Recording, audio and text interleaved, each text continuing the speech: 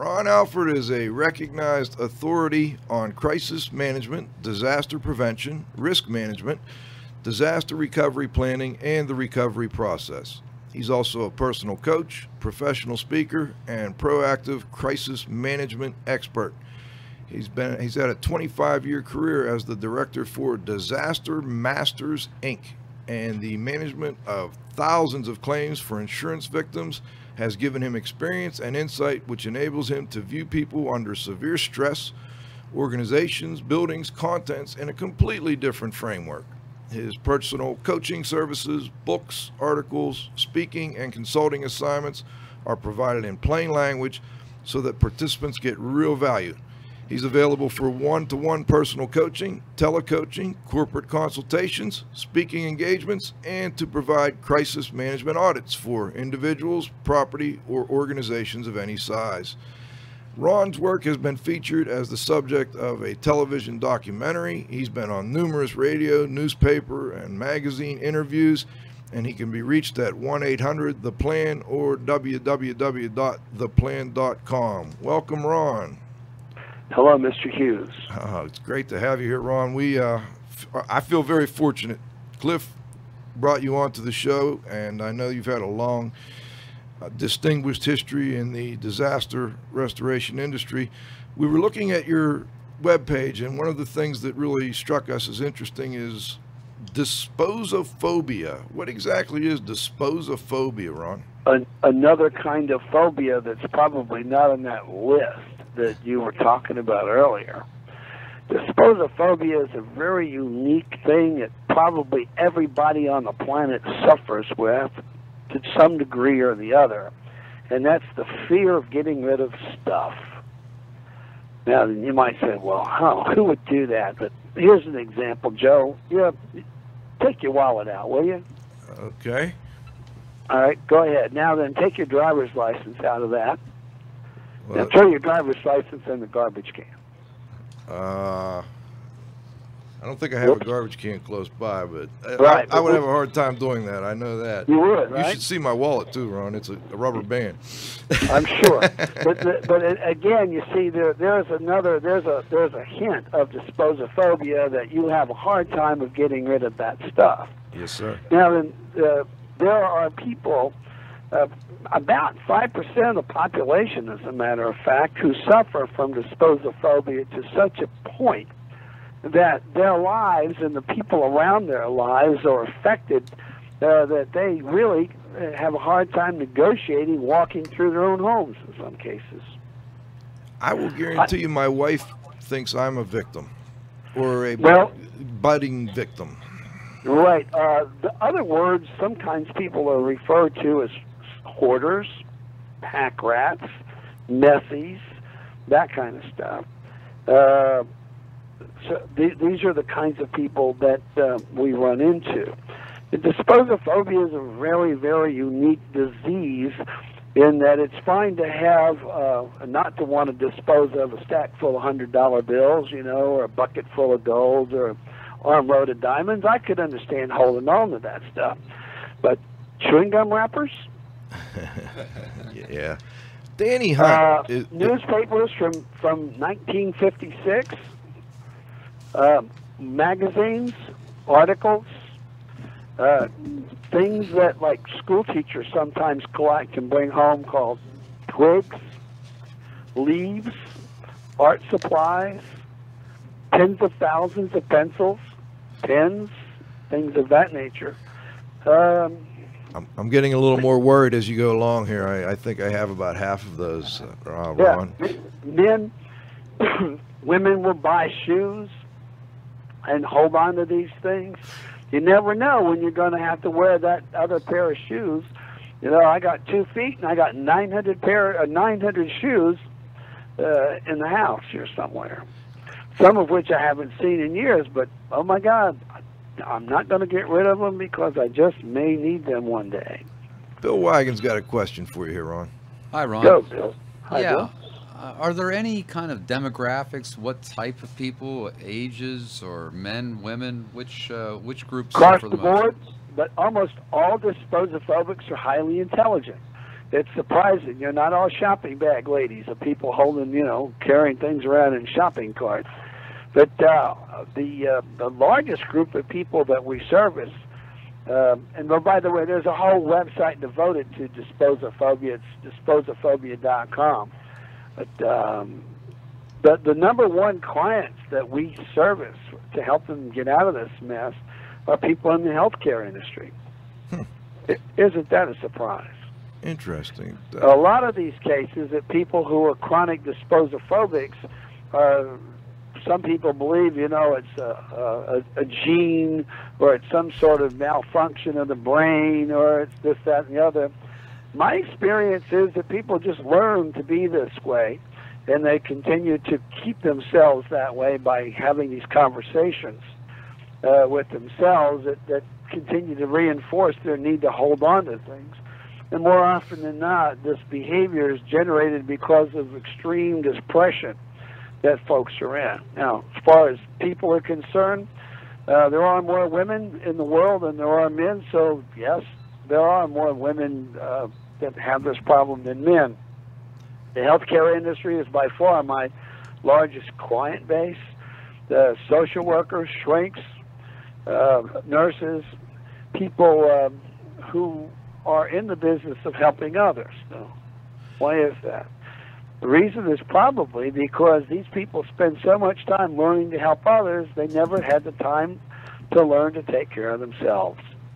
And as a result of nurses working 60 and 70-hour weeks, oftentimes they just get home and they're not able to take care of themselves.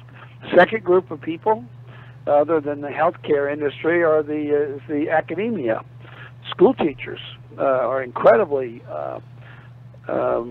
attached to stuff. Professors, lawyers, accountants. Lawyers have rarely ever seen a file that they didn't need to have 3 copies of. You got two teachers actually 3 teachers in this room right here, and we all just looked at each other and went, "Oh boy, he's right." Oh yeah, well, teachers really have a problem with disposophobia, and they're my second largest crowd of people. I mean, the United UFT, actually, some of the people at the office have our name and phone number right at their fingertips, because these teachers get in trouble, some to the point that they actually are living in apartment buildings in New York and other high-density areas where landlords want to evict them because they're fire, health, and safety hazards. Well, Danny Hunt has a question on how he's run into this problem before. I think he has a question on how you handle it. Right. Okay. Well, first, Ron, I just wanted to say, it was just a week ago. I was up in the attic and I was going through a bunch of boxes, and I ran into my freshman and sophomore year course manuals, and I still didn't throw them away. So I understand what you're saying about that. But I do have a question. I have went out into residential calls, to where people have an indoor air quality problem. But when you have a situation of disposophobia, a complete mess, how do you inform the client without hurting their feelings or causing them to withdraw or taking it personal? Oh, unfortunately, I don't care. Here's the deal. Okay. I mean, I really don't care, because everybody that we do business with pretty much is living in a where the indoor air quality is somewhere between rotten and miserable. Right? There's all kinds of stuff, but you have that kind of things. You have these clothes horses, women that just have clothes stacked up, on top of things, and instead of walking across the floor, you're actually walking on anywhere, in some cases, 12 to 18 inches of stuff, newspapers, fabric, and what you have is you have a huge amount of airborne pollution. Newspapers, when a newspaper starts to disintegrate and fall apart, it's kind of like asbestos. It ain't good for you. When you have clothing that's made out of tiny little fibers, whether they're wool or plastic or nylon, they start to disintegrate. It gets up in the air. That's not good for you. The funny part is that these people, in their intelligence, they go out and they go to the Sharper Image and buy these stupid ionic air purifiers and bring them in, and it's like peeing in the ocean and expecting it, to get the high tide. It's ludicrous that they spend enormous amounts of money to try and purify the air around them, and in the meantime, they harbor pollutants. You know that. How do you deal with it? I deal with it forthrightly and say, listen here, if you want to kill yourself, just keep it up. Going on, you're doing a great job. And I don't apologize for that because I don't make outbound phone calls. People call me because they're in serious trouble. And they need to resolve it. We've got a text message from a listener, Ron. How long do you recommend keeping papers? I mean, I guess it would depend on the type of papers. But... Well, of course, if it's $100 bills or paper, I recommend keeping those until you drop dead, all right? But again, the government has got this weird black thumb thing that you have to keep everything for 7 years. I absolutely disagree with that. If you don't, I don't believe in keeping a telephone bill longer than the dispute area. If you have a phone bill and you don't have a problem with the bill, when it comes in, pay it and throw it away. Why should you keep it? I've seen people keep New York telephone bills for 20, 30, 35 years, all neatly lined up, just occupying space. It's nuts. What about bank records?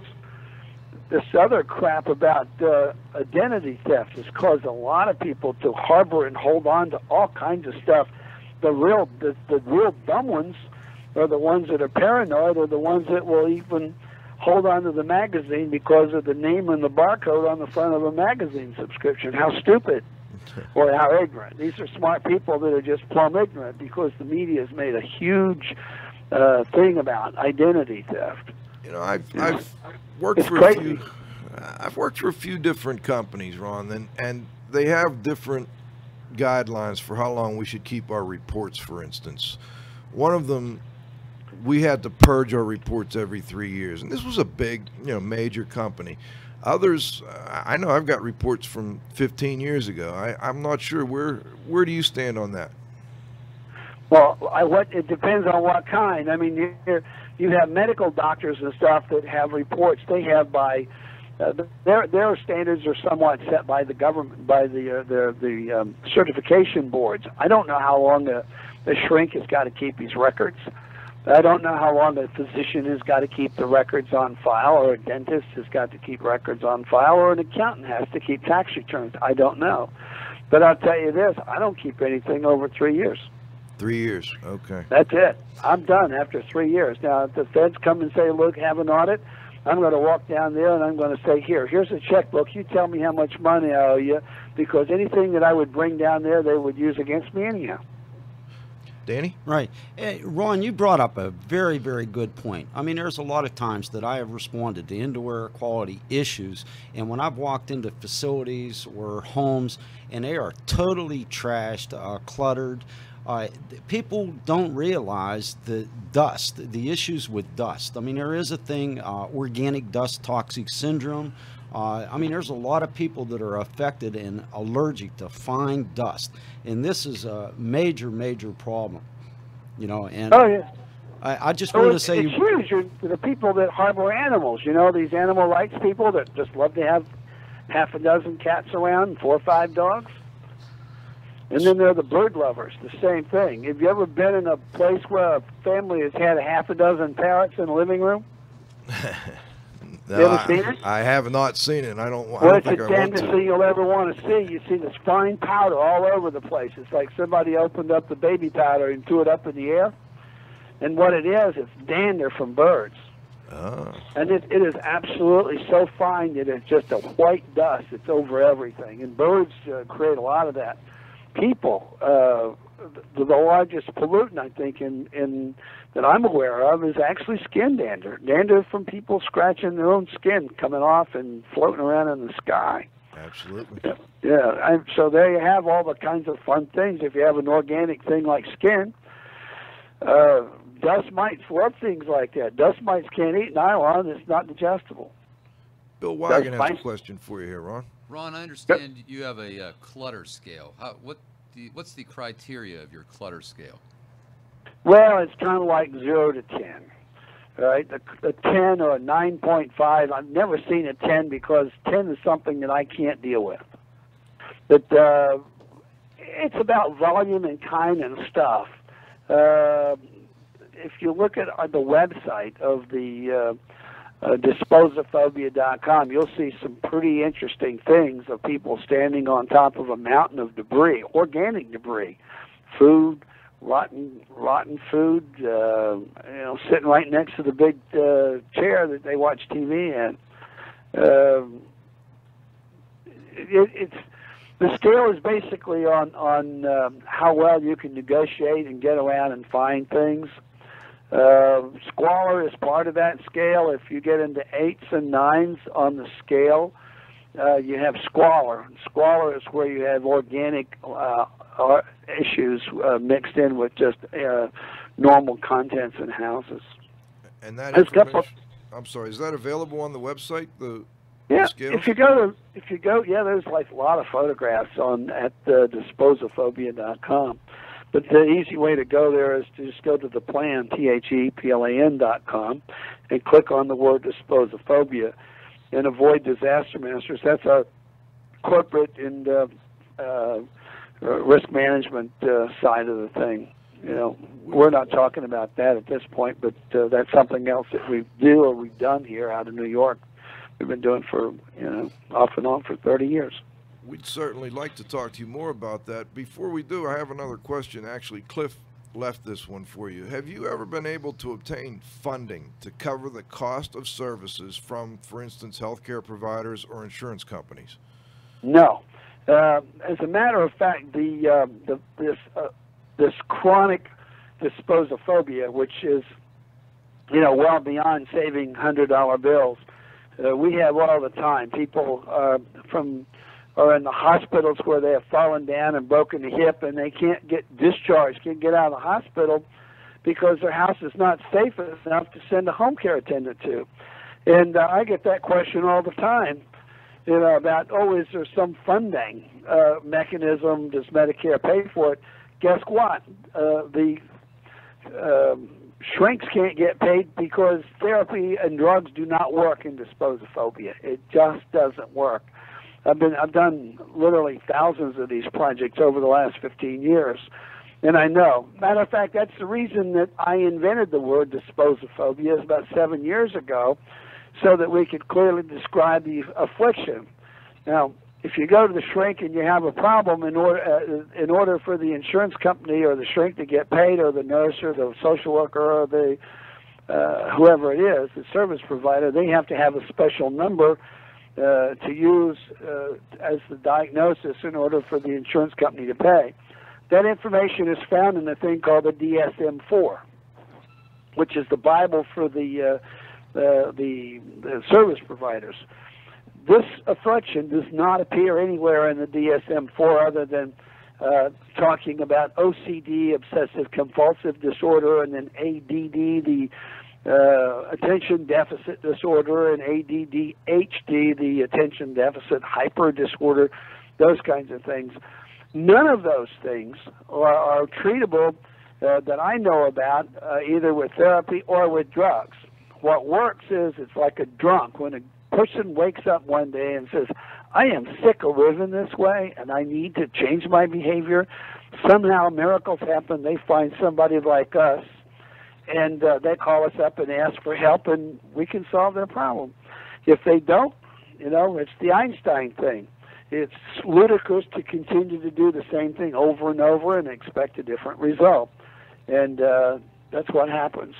I've got a text. I got a lot of stories about this disposophobia and people, these self-help people that are working to help themselves. There's no shortage on books on time management and organization. And you're talking to a guy now that's thrown more of Julie Morgenstern's books away on time management and organizing from the inside out than any other man or any person or entity on earth.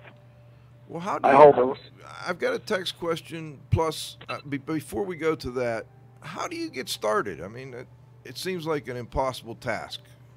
It is. Well, that's how I know that the clients need my services, because they use the words, I'm overwhelmed, I'm depressed, I can't get started, I don't know where to start. And that's the one thing that we know how to do. Remember, I've got like 30 years of undoing serious messes, and it's kind of like a fire damage contractor, which I am.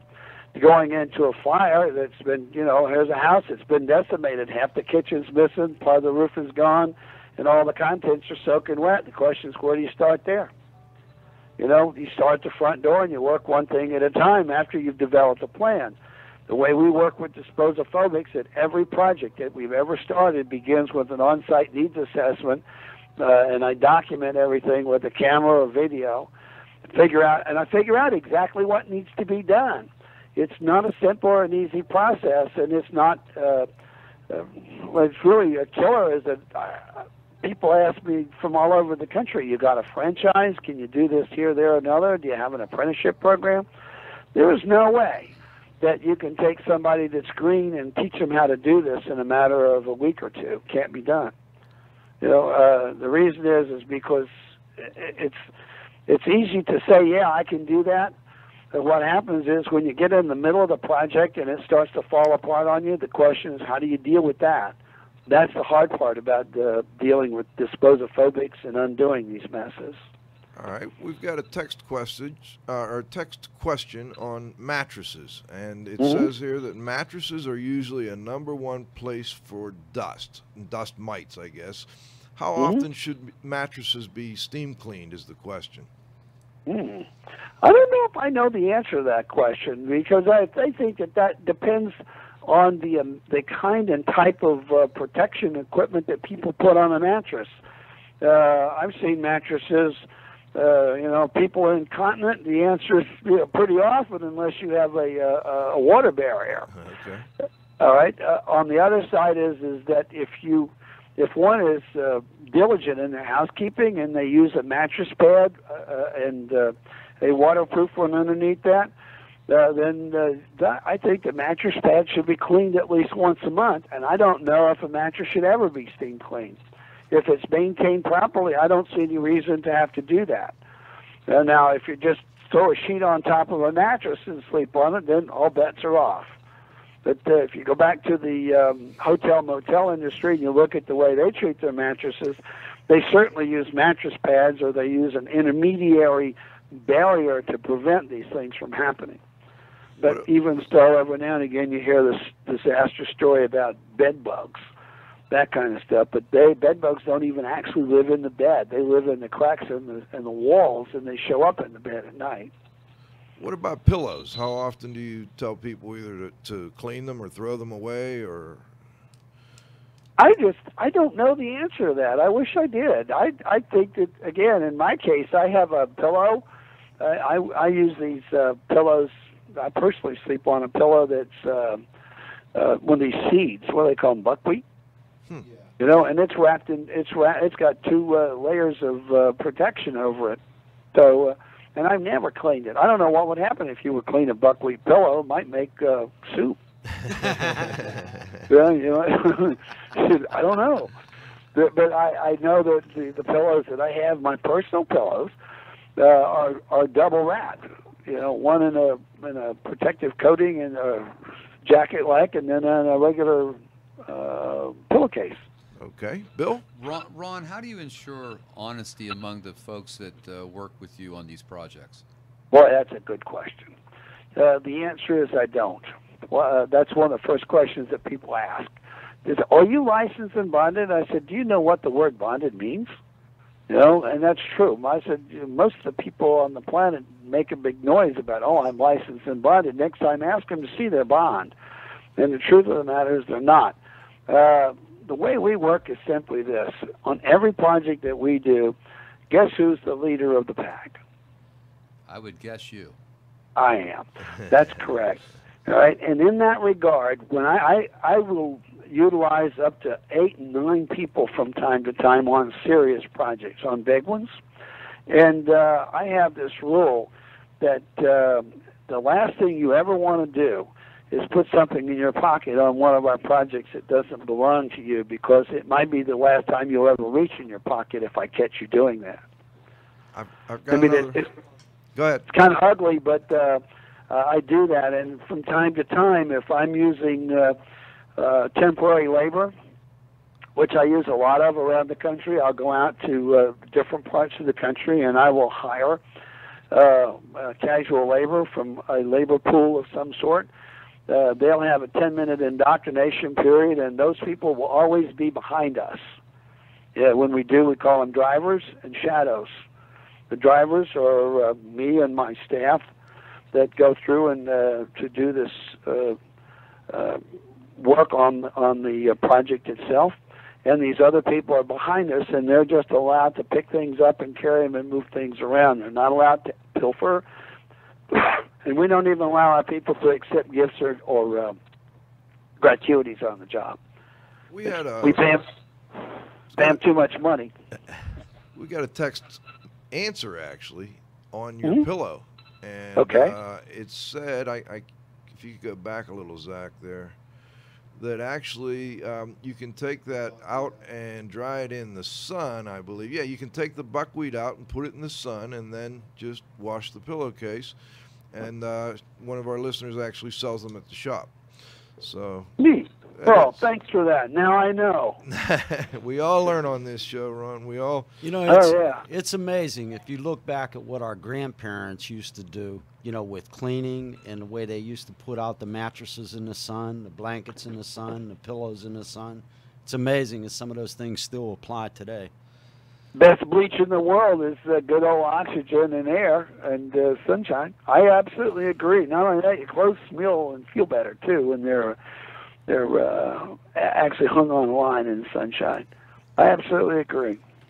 Well, we've enjoyed having you. Before we move on to our next guest, and we'd love to have you back, Ron, because we really didn't get into the disaster side of things at all, but this has been so fascinating. Is there anything we missed that you'd like to add?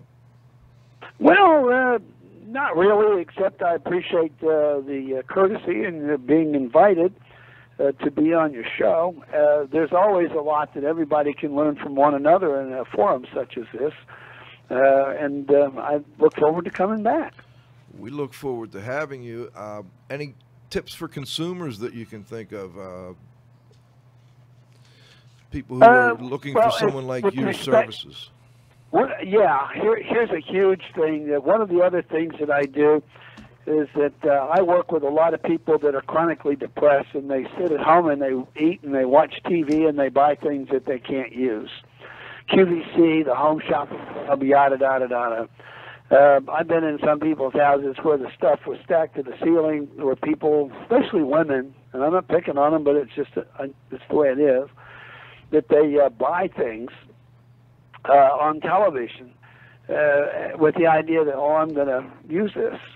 Well, the truth is that these people are masters of salesmanship, and they know how to get you to patter, and they know how to get people motivated to pick up the phone and dial and buy this kind of stuff. But the real facts are that no one, I don't care who you are, should ever buy anything just because you like it, you want it, or you need it. That's the dumbest thing on earth. Here's the Alford criteria for buying things. The question is, yes, the answers are, yes, I like it, yes, I want it, yes, I need it, but that's not good enough. The real good question is, okay, when I buy this, question one, when I get it home, exactly where am I going to store it? Excellent. Question two is, when am I going to utilize it? If it's a book, when am I going to read it from cover to cover? You know that like 70% of the books that are bought I've never read, but people buy them on impulse. So this is why clutter happens. People buy things. They buy gifts, their intention of giving it to somebody. They get the stuff, and they never get around to giving it. They're masters at procrastination. Most of the people that I know who are disposophobics have PhDs in procrastination. All right? They're absolutely excellent at tomorrow. Their time management, they think 10,000 times faster than they can function. As a result, they're able to buy and create projects that never get done. When they walk into their own homes, they look at this and they say, oh, damn, there it is again, and they're a failure. So their own failures are constant reminders that makes them depressed. They say, oh, let me go out and eat another candy bar. They'll go something and I'll feel better. Does this short adrenaline rush, and it's just an endless spiral down, which leaves me with the closing of what I'm going to tell you. The reason the plan has on it spiral into control is because people don't usually fall off the cliff and fall straight down. They spiral out of control by just tiny little things that they do wrong once. They continue to do it over and over again, and before you know it, they have found themselves in the muck and the mire of not being well. Well, you can spiral back into control by always asking yourself the right questions about acquisition of things to make sure that they're really valid. And that is, where am I going to put it and when am I going to use it? If I can't answer those two questions, like it, wanted, or needed, or a moot point. Does this apply for tools? Yep. Absolutely. I mean, I know guys in the cleaning business, the I'll do it business, that have got like 30 pipe wrenches. What do you need 30 pipe wrenches for? Why would you need that? I understand that. Ron, how can our listeners... I know, men, well, you see, the men have their afflictions, and then the men say to the women, what the hell are you going to do with those shoes? I mean, how many more mascara things do you need in the bathroom? I can't even get the door open now. Right? Well, by the way, have you seen the toilet tank lately? It seems to have disappeared underneath this pile of stuff they call Clinique and all that other crap that we see. It's just everywhere. Ron, how can our listeners contact you if they'd like to? Well, they can just pick up the phone and call me. I'm generally available at 718-939-5800. 718-939. 939-5800. Okay. Yeah, this company is different than any other on the planet. Every phone call that comes in starts at me and works its way down. Everywhere else, it starts at the bottom and works its way up. I love that.